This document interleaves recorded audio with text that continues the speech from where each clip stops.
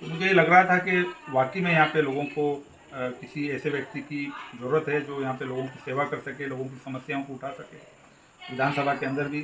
और क्योंकि यहाँ पे मैंने देखा है कि यहाँ पे स्कूलों के अंदर टीचर नहीं है, अस्पताल में डॉक्टर नहीं है, जो सड़कें हैं उनके ऊपर डामर और गिट्टी नहीं है, पूरा कच्चा एरिया है, कोई डेवलपमेंट नहीं है, सब तरह की प्रॉब्लम है। तो ये बात सोच के जो राजनीति का मेन जो मकसद होता है वो सेवा होता है, तो उससे आपका नाम भी होती है, ख्याति भी आपको मिलती है, लेकिन जब आप सेवा करते हैं तो आपको एक सुख मिलता है।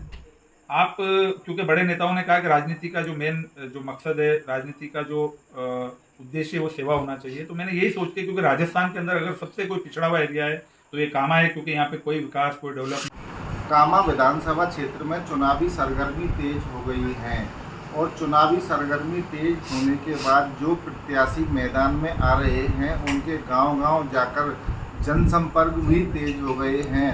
आज कामा विधानसभा क्षेत्र में आरसीए के पूर्व उपाध्यक्ष आमीन पठान के द्वारा भी कामा क्षेत्र के गांवों का दौरा कर लोगों से जनसंपर्क किया गया है और लोगों के द्वारा फूल माला पहनाकर और साफा बांधकर उनका स्वागत भी किया गया है। तो किस तरीके से उनकी चुनावी तैयारियां चल रही हैं और गांव में लोगों के द्वारा किन किन बातों के द्वारा उन्हें अवगत कराया जा रहा है और क्या लोगों ने अपनी समस्याएं उनके सामने बताई हैं, आज हम जानते हैं आरसीए के पूर्व उपाध्यक्ष आमीन पठान जी से। सर, आपका आरडी न्यूज पर स्वागत है। जी बहुत बहुत धन्यवाद। आप कामा क्षेत्र में लगातार लोगों के संपर्क में हैं और अब आपने चुनाव का भी मानस बनाया है, किस तरीके से आपकी तैयारियां हैं? जी देखिए, जब मैंने करीब 1.5 साल पहले जब मैं यहाँ पर आया तो मुझे ये लग रहा था कि वाकई में यहाँ पे लोगों को किसी ऐसे व्यक्ति की ज़रूरत है जो यहाँ पे लोगों की सेवा कर सके, लोगों की समस्याओं को उठा सके विधानसभा के अंदर भी। और क्योंकि यहाँ पे मैंने देखा है कि यहाँ पे स्कूलों के अंदर टीचर नहीं है, अस्पताल में डॉक्टर नहीं है, जो सड़कें हैं उनके ऊपर डामर और गिट्टी नहीं है, पूरा कच्चा एरिया है, कोई डेवलपमेंट नहीं है, सब तरह की प्रॉब्लम है। तो ये बात सोच के जो राजनीति का मेन जो मकसद होता है वो सेवा होता है, तो उससे आपका नाम भी होती है, ख्याति भी आपको मिलती है, लेकिन जब आप सेवा करते हैं तो आपको एक सुख मिलता है।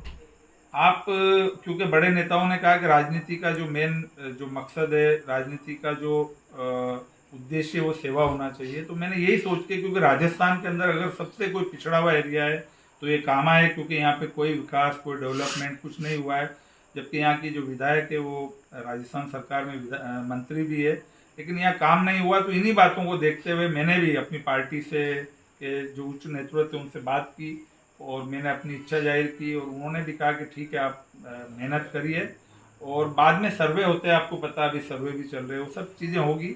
उसके बाद पार्टी जिसको भी जिम्मेदारी देंगी तो वो निश्चित तौर पे उसको उसके सब लोग लग के और उसको विजय बनाने की कोशिश करेंगे। लेकिन मैंने जिस तरीके से मुझे प्यार, प्रेम और आशीर्वाद कामा की जनता ने, कामा के 36 कौमों ने मुझे प्रेम और प्यार दिया है, उसका मैं इनका आभारी हूँ।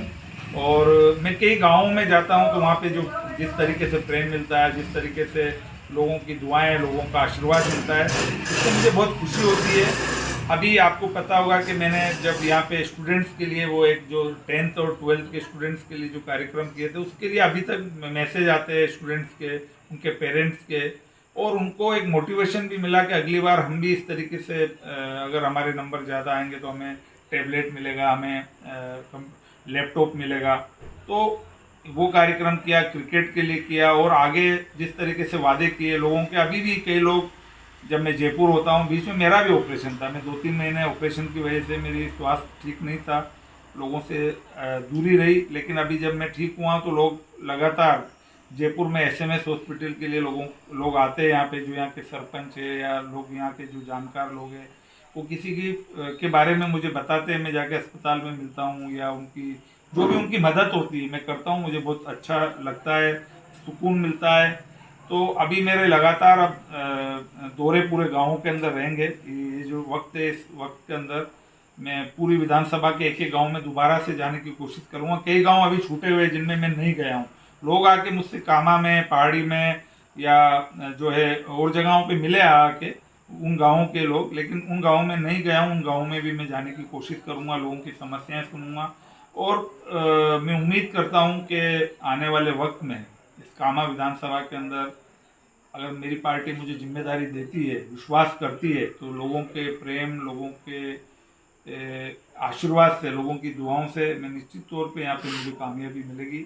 और अगर मुझे ये जिम्मेदारी मिलती है तो मैं इस विधानसभा की, इस कामा विधानसभा की तकदीर और तस्वीर दोनों को बदल दूंगा। ये मैं आपको आपके चैनल के माध्यम से देवेंद्र जी मैं आपको बताना चाहूँगा, क्योंकि मेरे कॉरपोरेट के अंदर भी बहुत अच्छे रिश्ते हैं। तो यहाँ पे वो तो कामा की जनता ने यहाँ देख ही लिया। आपने जो क्रिकेट प्रतियोगिता कराई है, मेडिकल कैंप लगवाया है, तो ये चीज़ भी आपके लिए प्लस में है।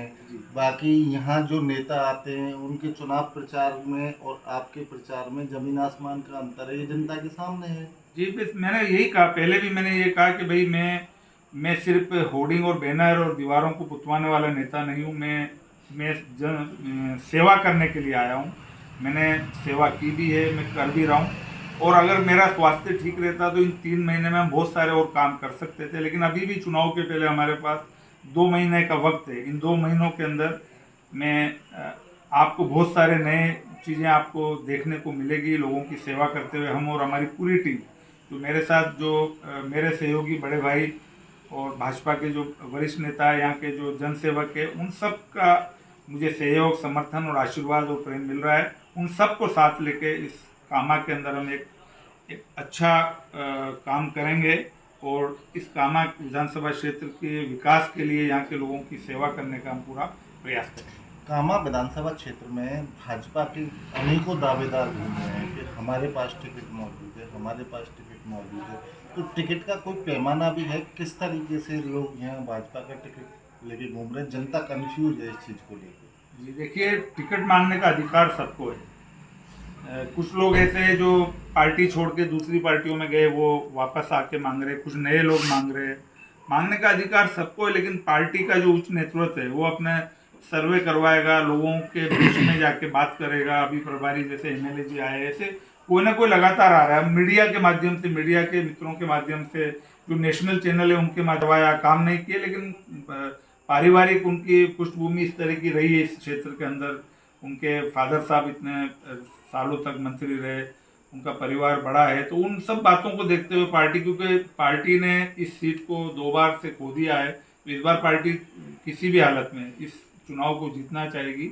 तो सब अपना पक्ष रखेंगे, मैंने भी उनमें पक्ष रखा है और पक्ष रखने का अधिकार सबको है, टिकट मांगने का अधिकार सबको। लेकिन उच्च नेतृत्व राजस्थान में इस बार भाजपा की सरकार निश्चित तौर पे बनेगी। राजस्थान की जनता त्रस्त है और इसीलिए मुझे उम्मीद है कि मैंने सेवा की है, मैंने इस तरीके से काम किए, तो मेरी पार्टी मुझ पर विश्वास करेगी और फिर उसने तो जो निर्णय करेगा उसका हम लोग सम्मान करेंगे।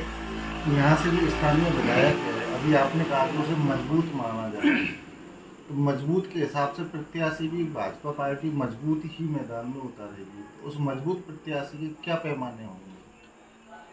देखिए, उसका कार्यकर्ताओं के ऊपर पकड़ हो, कार्यकर्ताओं का उस पर विश्वास हो और आधार मजबूत हो हर तरीके से, तो ये सब बातें रहेगी, तो पार्टी देख के ही वो निर्णय करेगी। ये थे आमीन पठान जी, जिन्होंने कामा विधानसभा क्षेत्र में जनसंपर्क करने के बाद आज अपने पक्ष को मजबूती से रखा है और उन्होंने स्पष्ट तौर पर कहा है कि कामा विधानसभा क्षेत्र की जनता ने मौका दिया तो तकदीर और तस्वीर दोनों यहाँ की बदल दी जाएंगी।